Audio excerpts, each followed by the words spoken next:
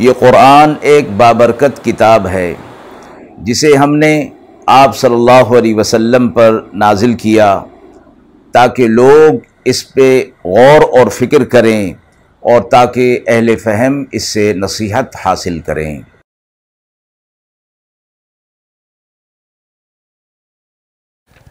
بسم اللہ الرحمن الرحیم۔ السلام علیکم ورحمۃ اللہ وبرکاتہ۔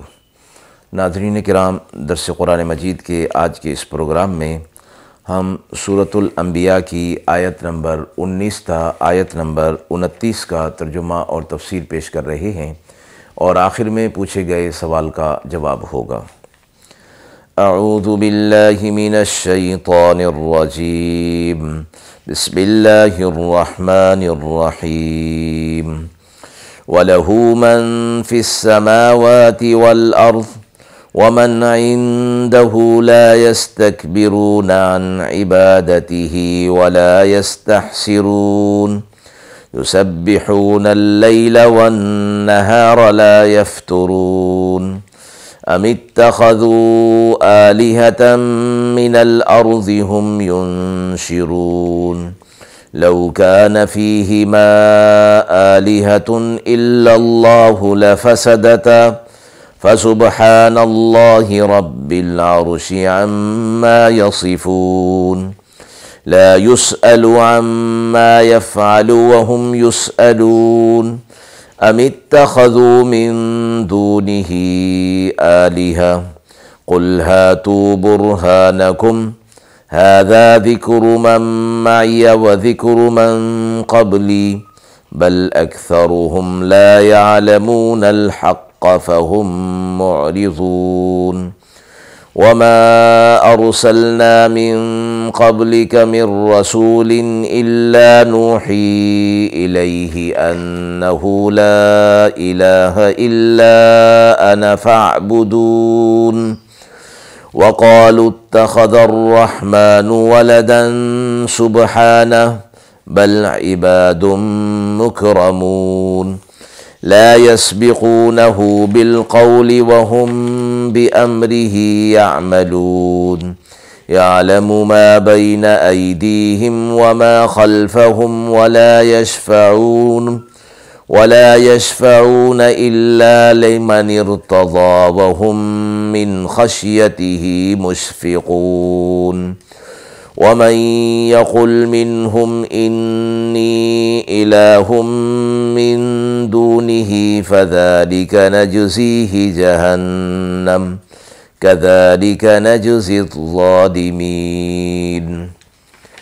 آیات مبارکہ کا ترجمہ ملاحظہ فرمائیں۔ اور اسی کا ہے جو کچھ آسمان میں ہے اور جو کچھ زمین میں ہے، اور جو اس کے نزدیک رہتے ہیں اس کی عبادت سے سرکشی نہیں کرتے اور سستی اور کاہلی نہیں کرتے، وہ تسبیح بیان کرتے ہیں دن رات اور وہ تھکتے نہیں۔ کیا ٹھہرائے ہیں انہوں نے اور معبود زمین میں کہ وہ ان کو زندگی دیں گے؟ اگر ہوتے دونوں میں اور معبود سوا اللہ کے تو فساد ہو جاتا دونوں میں، سو پاک ہے اللہ، عرش کا مالک ہے ان باتوں سے جو یہ بتاتے ہیں۔ اس سے نہ پوچھا جائے گا جو وہ کرے، اور ان سے پوچھا جائے گا جو وہ کرتے ہیں۔ کیا ٹھہرائے ہیں انہوں نے اس کے سوا اور معبود؟ تو کہہ دیجئے کہ لاؤ کوئی سند، یہی بات ہے کہ میرے ساتھ والوں کی اور یہی بات ہے مجھ سے پہلوں کی۔ کوئی نہیں، پر وہ لوگ سمجھتے نہیں سچی بات اور اعراض کر رہے ہیں۔ اور نہیں بھیجا ہم نے آپ سے پہلے کوئی رسول مگر اس کو یہی حکم بھیجا کہ میرے علاوہ کوئی معبود نہیں، سو میری ہی بندگی کرو۔ اور کہتے ہیں کہ رحمان نے کر لیا ہے کسی کو بیٹا، وہ ہرگز اس لائق نہیں، لیکن وہ بندے ہیں جن کو عزت دی، اس سے بڑھ کر نہیں بول سکتے اور اسی کے حکم پر کام کرتے ہیں۔ اس کو معلوم ہے جو ان سے آگے ہے اور جو پیچھے، اور وہ سفارش نہیں کر سکتے مگر اسی کی جس میں اللہ کی رضا ہو، اور وہ اس کی ہیبت سے ڈرتے رہتے ہیں۔ اور جو کوئی ان میں سے کہے کہ میری بندگی ہے اس کے علاوہ، سو اس کو ہم بدلہ دیں گے جہنم کا، یوں ہی ہم بدلہ دیتے ہیں ظالمین کو۔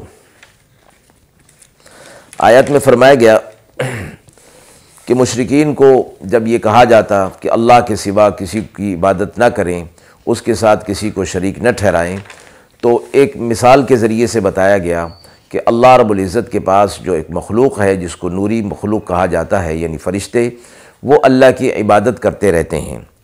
آسمان اور زمین کا مالک اللہ ہے، اور اللہ کے پاس یہ فرشتے جو ہیں وہ اس کی عبادت کرتے ہیں، اور اس کی عبادت سے نہ تو روگردانی کرتے ہیں اور نہ ہی وہ تھکتے ہیں۔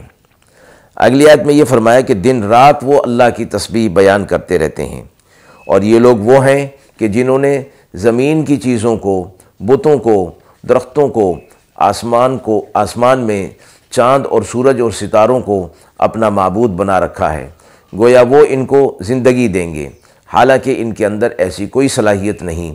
اگر وہ معبود ہوتے تو ان کے اندر یہ صلاحیت ہونی چاہیے تھی کہ وہ موت و حیات کے مالک ہوتے جس طرح کہ اللہ ہے۔ جب ان کے اندر یہ صلاحیت نہیں تو وہ معبود کس طرح ہو سکتے ہیں؟ پھر ایک مثال دی کہ اللہ کے علاوہ اگر کوئی اور الہ ہوتا اس دنیا کے اندر تو بڑا فساد پیدا ہو جاتا، اس لیے کہ ہر الہ اپنا نظام اور اپنا نظام چلانا چاہتا، اپنا قانون چلانا چاہتا، اور وہ دونوں کا قانون ایک دوسرے سے مفرد ہوتا، الگ ہوتا، اس لیے دونوں کے درمیان باہمی مناسبت نہ ہونے کی وجہ سے فساد پیدا ہو جاتا اور کائنات کا نظام درہم برہم ہو جاتا۔ جبکہ دیکھا یہ جاتا ہے کہ کائنات کا نظام ایک منظم طریقے سے ایک دستور کے مطابق چل رہا ہے، تو معلوم ہوا کہ اللہ کے علاوہ کوئی اور الہ نہیں، اس لیے پھر معبود بھی کوئی اور نہیں ہو سکتا۔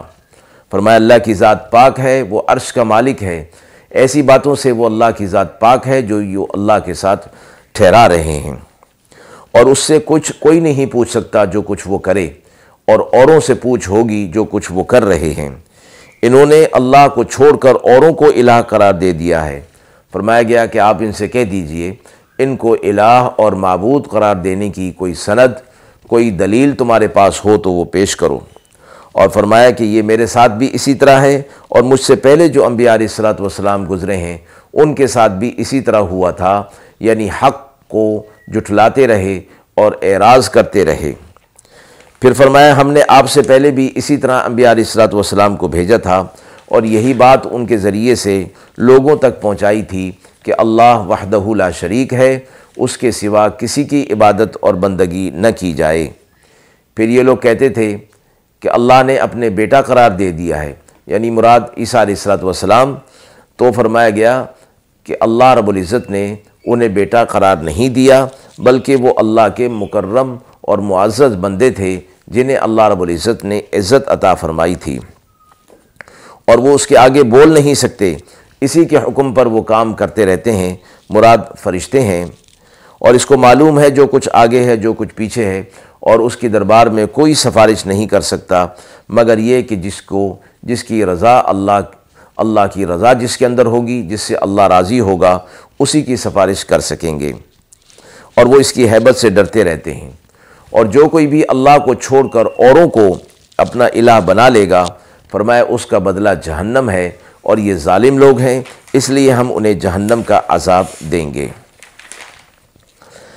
آیت کے حوالے سے سوال پوچھا گیا ہے کہ اللہ کے فرشتے بغیر تھکے اور بغیر رکے اللہ کی تسبیح کیسے کرتے ہیں؟ عبداللہ بن حارث کہتے ہیں کہ میں نے کعب احبار سے پوچھا کیا فرشتوں کو تسبیح کرنے کے سوا کوئی اور کام نہیں؟ اگر ہے تو پھر وہ دوسرے کاموں کے ساتھ ہر وقت تسبیح کیسے جاری رکھتے ہیں؟ کعب نے فرمایا کہ اے میرے بھتیجے، کیا تمہارا کوئی مشغلہ تمہیں سانس لینے سے روکتا ہے، اور یہ سانس لینا تمہارے کسی کام میں خلل ڈالتا ہے؟ حقیقت یہ ہے کہ تسبیح فرشتوں کے لیے ایسے ہی ہے جیسے ہمارے لیے سانس یا آنکھ کا جھپکنا، یہ دونوں چیزیں ہر وقت ہر حال میں جاری رہتی ہیں اور کسی کام میں مانع اور خلل نہیں ڈالتی۔ تو فرشتے بھی اللہ رب العزت کی اسی طرح تسبیح بیان کرتے رہتے ہیں دن اور رات میں، اور نہ اس سے سستی اور کاہلی کرتے ہیں اور نہ وہ اس سے تھکتے ہیں۔ وآخر دعوانا ان الحمد للہ رب العالمین۔